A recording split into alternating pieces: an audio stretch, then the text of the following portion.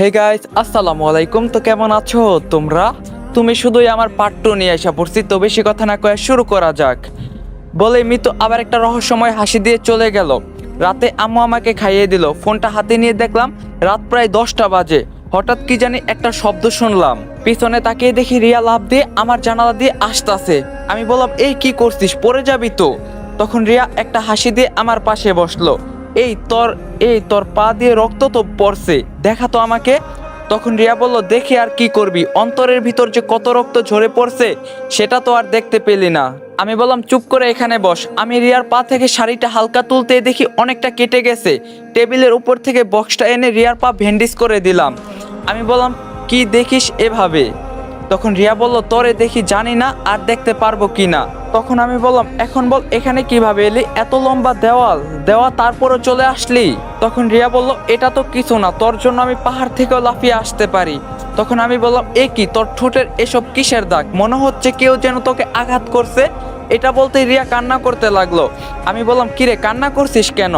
তখন রিয়া বলল, আম্মু আমাদের সন্তানকে মেরে ফেলতে চেয়েছিল, কিন্তু আমি দেইনি। আমাকে জোর করে পিল খাওয়াতে চেয়েছিল, আমি খাইনি। তখন আমি বললাম, দেখ রিয়া, এটা কোনো ছেলে খেলা না, আমি তোরে বুঝাই বলি তাহলে বুঝবি। তখন রিয়া বলল, আর কি বলবি তুই? তখন আমি বললাম, আগে আমাকে ভাইয়া বলে ডাকতি, কত মধুর ডাক ছিল, কিন্তু কেন তুই এমন হলি সেটা আমি জানি না। তুই একটা বিষয় চিন্তা করে দেখলি তোর জন্য আজকে কি হয়েছে? তখন রিয়া বলল, সব কিছু আমি করছি বুঝি, তুই কোনো দোষ করিস নাই মনে হয়। তখন আমি বললাম, দেখ তুই দেখতে একদম পরীর মতো সুন্দর, কোনো ছেলে তোরে দেখে মুখ ফিরাবে না। তার উপর উলঙ্গ শরীর নিয়ে যদি আমার সামনে দাঁড়িয়ে থাকিস, তুই এখন নিজেই বল, তখন কি আমি নিজেকে কন্ট্রোল করার মতো কোনো শক্তি থাকতো? তখন রিয়া বলল, আমি জানি তুই আমাকে ভালোবাসিস না, তাই আমাকে এই পথ অবলম্বন করতে হয়েছে। তখন আমি বললাম, দেখ রিয়া, এটা কোনো ছেলে খেলা না, সারা জীবন তোরে বোনের নজরে দেখছি, কিভাবে তোরে এখন বউয়ের নজরে দেখবো তুই বল। আমি চাই যা হয়েছে সব ভুলে যা, চাচার দেওয়া ছেলের সাথে বিয়ে করে জীবন সুন্দর করে সাজা। তখন রিয়া বলল, বাবা বাহ, খুব সুন্দর কথা বললি তুই। এই তুই দেখিস নাই বাবা কত বড় দেওয়াল তৈরি করছে, সেটার উপর লাফ যখন দিয়েছি তখন মরার চিন্তাও করি নাই। তখন তোর মুখটা সামনে ভাসছিল, জানি প্রিয়জনের সাথে দেখা করব, এর থেকে বড় খুশি আর কি হতে পারে? তোর জন্য আমি আর কি বললে তোরে ভালোবাসার প্রমাণ দিতে পারবো তুই বল। তখন আমি বললাম, দেখ আমার কোনো বোন নাই, তোর এই ছোটবেলা থেকে আমি বোন ভাবতাম, আজ তুই। তখন রিয়া বলল, আমি বুঝে গেছি, তোরে যতই বুঝাই বুঝবি না। তোরে পাওয়ার জন্য যদি আমাকে যুদ্ধ করতে হয় তাও করব, তবু তোরে হারাতে পারবো না। তখন আমি বললাম, রিয়া এখন কিন্তু বেশি হয়ে যাচ্ছে। ও শেট, একটা কথা মনে হয়েছে। তখন রিয়া বলল, কি কি কি? তখন আমি বললাম, যখন আমরা শারীরিক সম্পর্কে লিপ্ত ছিলাম তখন কি তুই কোনো ভিডিও করছিলি? রিয়া ভয় পেয়ে না মানে ঠাস ঠাস করে রিয়ার গালে দুইটা চর বসিয়ে দিলাম। তখন আমি বললাম, তুই এটা কি করলি? তোর কারণে আজকে মিতুর সব কথা মানতে হচ্ছে আমার। তখন রিয়া বলল, আরে ভয় পাস কেন, ভিডিওটা আমার মোবাইলে পেলাম না। গাইস, এই ভিডিওটি স্পন্সর করছে 1x। তোমরা তো 1x এর নাম শুনছোই। 1x হলো নাম্বার 1 ট্রাস্টেড সাইট। তোমার যদি ক্রিকেটে জ্ঞান থাকে তাহলে তুমি ক্রিকেট থেকে ভালো টাকা আর্ন করতে পারবা। তোমার যদি ফুটবলে ভালো জ্ঞান থাকে তোমরা ফুটবল থেকে ভালো টাকা আর্ন করতে পারবা। এছাড়াও সেখানে অনেক প্রকার গেম আছে যেটা খেলে তোমরা টাকা আর্ন করতে পারবা। এবং আমার প্রোমো কোড ইউজ করে ফার্স্ট ডিপোজিটে 200% বোনাস পেয়ে যাবা। সাথে আছে আইফোন 14 প্রো ম্যাক্স জেতার সুযোগ। সো লিংক থাকবে পিন কমেন্টে। মনে হয় অটোমেটিক ডিলিট হয়ে গেল। তখন আমি বললাম, তোর বাসায় মিতু গিয়েছিল? তখন রিয়া বলল, ওই ডাইনি যখন গেছিল তখন আমি ওয়াশরুমে ছিলাম। তখন আমি বললাম, ভিডিওটা ডিলিট হয় নাই, মিতু তোর ফোন থেকে ওর ফোনে ভিডিওটা নিয়ে ডিলিট করে দিছে, না জানি এখন। তখন রিয়া বলল, আমি তোকে ছাড়বো না। এ কথা বলতেই দরজার বাইরে থেকে কে জানি শব্দ করছে। তখন আমি বললাম, কে? মিতু বাহির থেকে বলল, আকাশ, আমি, দরজা খোল। তখন আমি বললাম, রিয়া বোন আমার, তুই তাড়াতাড়ি পালা নইলে মিতু। তখন রিয়া বলল, তোর মুখ থেকে বোন শুনতে আমার ভালো লাগে না, বল রিয়া জান। তখন আমি বললাম, দেখ মিতু এসে তোরে দেখতে পারলে অবস্থা খারাপ করে দিবে, প্লিজ এখন তুই যা এখান থেকে। তখন রিয়া বলল, মিতু তোর সাথে আবার কিছু করবে না তো? আমার ভয় হচ্ছে। তখন আমি বললাম, তুই যাবি নাকি? তখন রিয়া বলল, বল রিয়া জান আমার, তুমি যাও। তখন মিতু বলল, ওই তাড়াতাড়ি দরজা খুলবি নাকি আমি ভেঙে ফেলবো।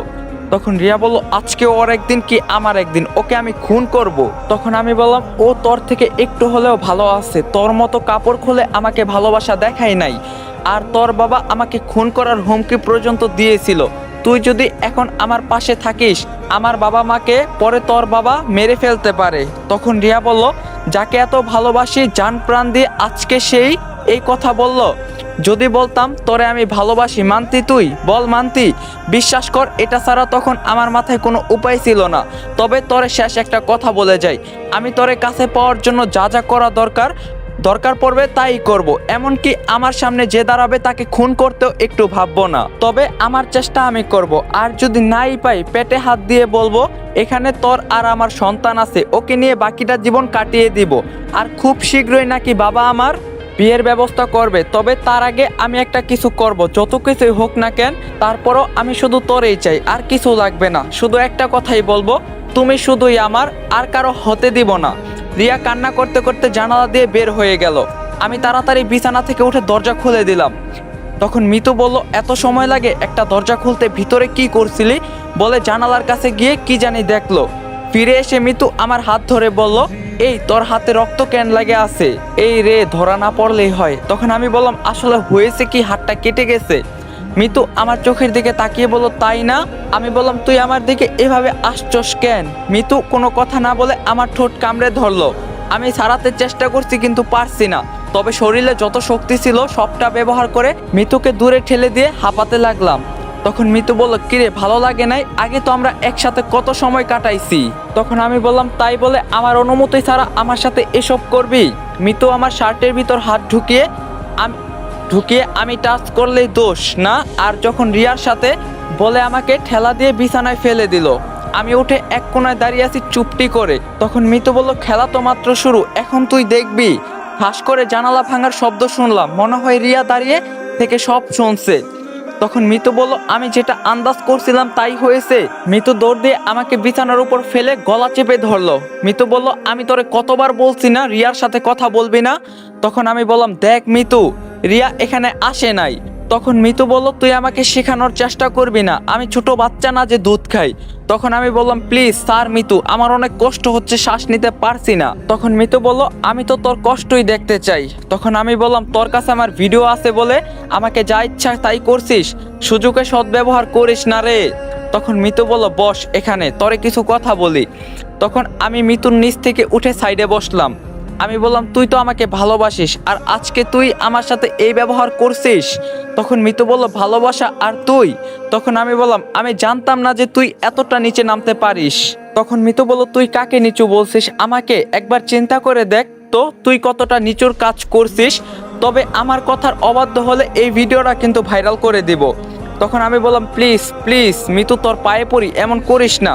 তখন মিতু বলল, তোর মতো ছেলে অনেক আমার পিছনে পড়ে আছে। আমি তোর পিছনে পড়ে আছি কেন জানিস? রিয়ার কারণে।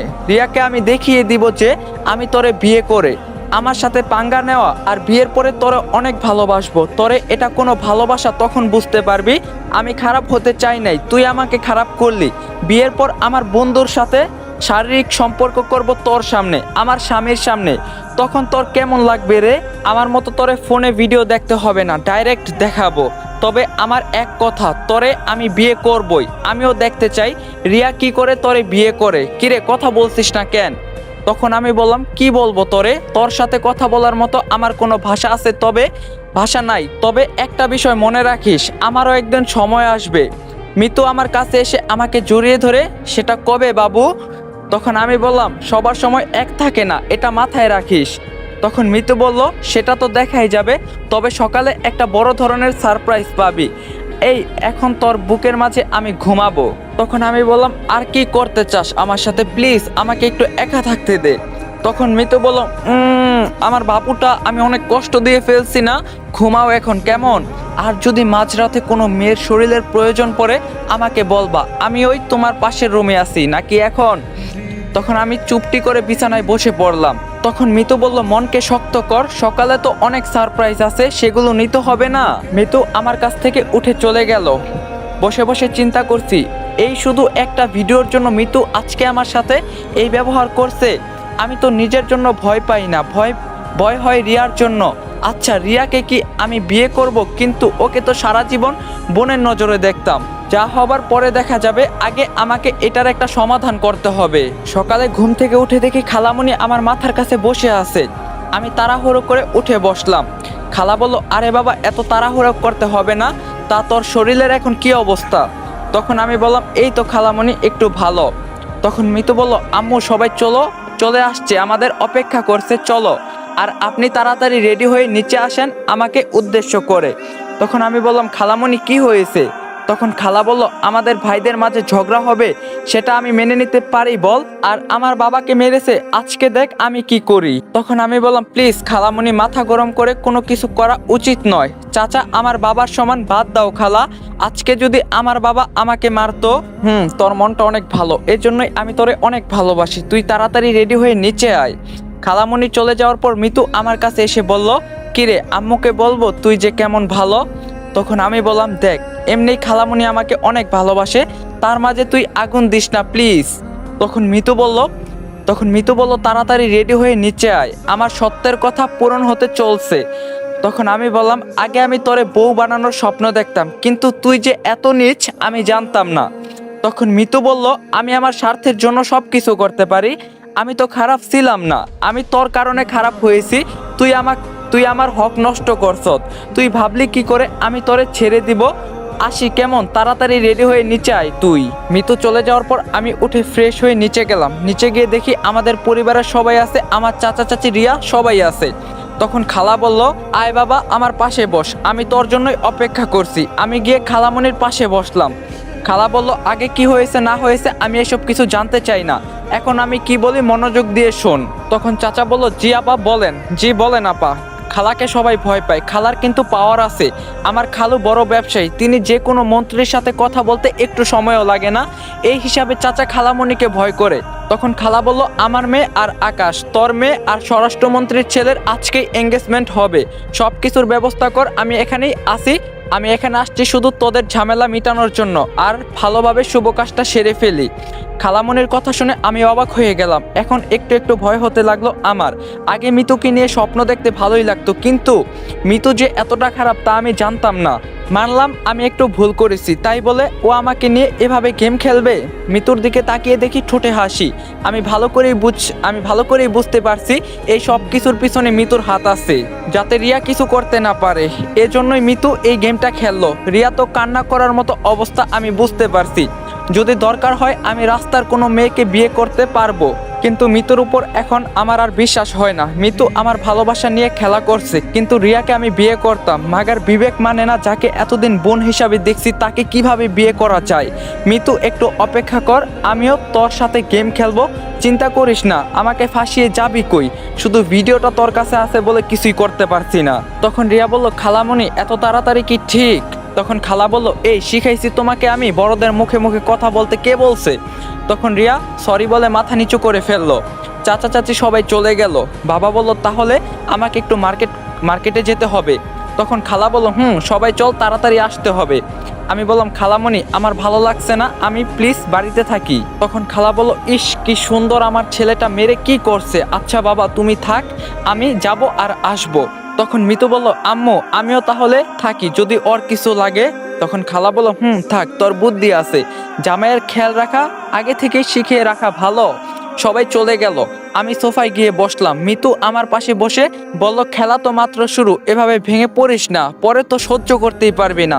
হঠাৎ দেখি দরজা দিয়ে রিয়া প্রবেশ করলো। মনে মনে বললাম আজকে কিছু একটা হবে।